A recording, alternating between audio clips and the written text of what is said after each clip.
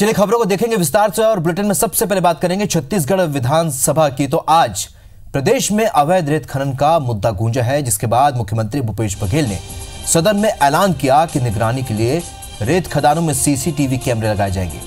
CM ने कहा कि पंचायतों को कोई नुकसान ना हो और इसकी व्यवस्था की जाएगी। जेसीसीजे विधायक दल के नेता धर्मजीत सिंह ने खदानों के लिए गैंगवार की आशंका जताई। वहीं बीजेपी के शिवरतन शर्मा ने रेत खदानों का काम सीएमडीसी को देने से रेत की दर बढ़ने की बात कही, जिस पर मुख्यमंत्री ने कहा कि इसकी मॉनिटरिंग की जाएगी, साथ ही गड़बड़ी की जांच भी होगी।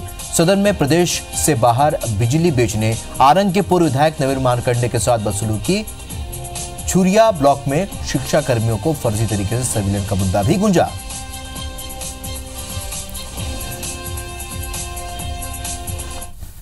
हो चुका है और लगातार चोरियों की शिकायत हो रही है और उसका सही उपयोग भी हो, लोगों को सस्ते दर पे भी मिले और रॉयल्टी भी सरकार को मिले, पंचायतों के भी अधिकारों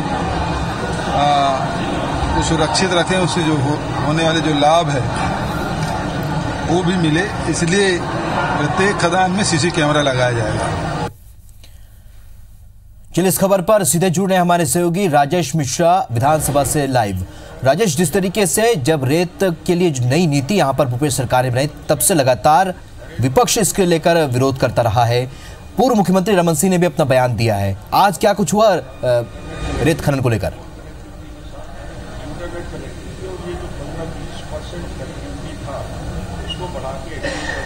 देखिए, रेत खदान के उत्खनन का मामला, अवैध वहां से वसूली का मामला, इस तरह और वहां पे जो गैंगवार है उसकी शिकायत लगातार पूरे प्रदेश से यहां पर मिल रही है। और आज विधानसभा में एक बार फिर से ये मामला गूंजा। हालांकि जब ये मामला गूंजा तो मुख्यमंत्री ने इस बात का ऐलान किया है कि वो इस तरह की गड़बड़ी रोकने के लिए, अवैध वसूली रोकने के लिए, मारपीट रोकने के लिए सभी रेत घाट है वहां पर सीसीटीवी कैमरे लगाएंगे। मगर इसके बावजूद भी सदस्यों ने इस पर अवैध वसूली और मारपीट, गैंगवार की आशंका यहां पर जताई है। वहीं शिवरतन शर्मा, जो भाजपा शिवरतन शर्मा, उन्होंने कहा कि एनएमडीसी से पूरा यह काम सौंपने पर रेत की कीमतें बढ़ेगी। और उन्होंने ये भी कहा कि जब इसके पहले सरकार इसकी योजना बना रही थी तब जो है वो भूपेश बघेल ने इस बात का विरोध किया था कि इससे रेत की कीमतें बढ़ेंगी। तो इस तरह की बात सामने। हमारे पास धर्मजीत सिंह जो जेसीसीजे के वरिष्ठ विधायक हैं, आज रेत खदान को लेकर मामला फिर से उठा।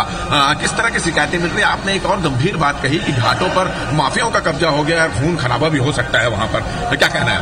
पिछले कई वर्षों से छत्तीसगढ़ की नदियों पर जहां जहां रेत के खदान हैं वहां पर रेत माफियाओं का ही कब्जा है। खनिज विभाग के अधिकारियों से मिली भगत करके करोड़ों रुपया की अफरा तफरी रेत के माध्यम से माफिया कर रहे हैं।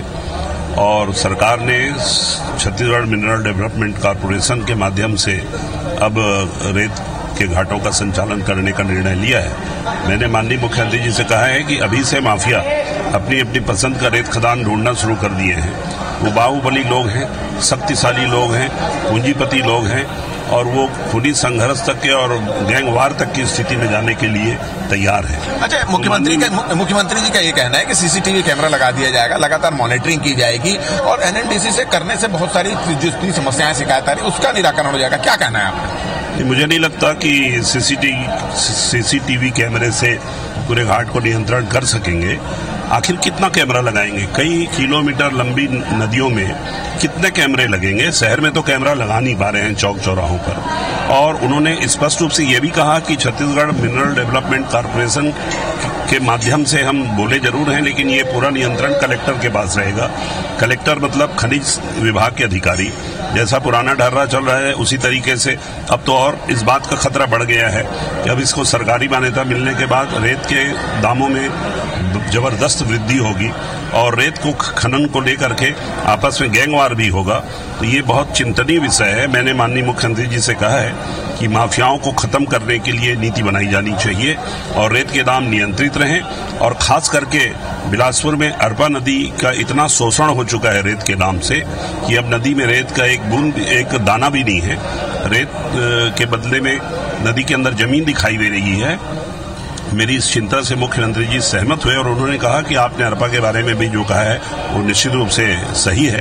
तो आपने सुना तो जी बिल्कुल उन्होंने ये कहा है, जैसे धर्मजीत जी का ये कहना है कि कलेक्टर के पास ये पूरा रहेगा और जो ढर्रा जो पहले चल रहा है रेत घाटों में वही ढर्रा यहाँ पर चलता रहेगा। तो एक ये महत्वपूर्ण मुद्दा ये उठा और दूसरा शून्यकाल में भारतीय जनता पार्टी ने नवीन मार्कंडे के साथ जो आरंग पुलिस ने जो दुर्व्यवहार किया है उनको उस मामला उठाया और इस मामले में स्थगन प्रस्ताव पर चर्चा करने की मांग की। उनका यह कहना था कि नवीन मार्कंडे जो वहां का सर्किट हाउस का जिसका लोकार्पण पहले हो चुका था, उसका लोकार्पण जब मंत्री वहां पर फिर से करने पहुंचे तो उसको इस बात की जानकारी देने पहुंचे थे, मगर पुलिस के ने उनके साथ दुर्व्यवहार किया और इस पर चर्चा होनी चाहिए और इस पर एक लोकतंत्र के पर सवाल खड़ा किया और पूर्व विधायक के साथ अगर इस तरह की हरकत हो रही है तो इसको काफी निंदनीय बताया। हालांकि अध्यक्ष ने इसकी चर्चा स्थगन प्रस्ताव पर चर्चा नहीं की और ध्यानाकर्षण के लिए मामला उठा दिया। तो आज ये दो बड़े मामले विधान सदन में गूंजे हैं। जी चलिए राजेश, इस जानकारी के लिए आपका बहुत बहुत शुक्रिया। पूरा दिन बचा है, आज भी हंगामे के पूरे आसार हैं।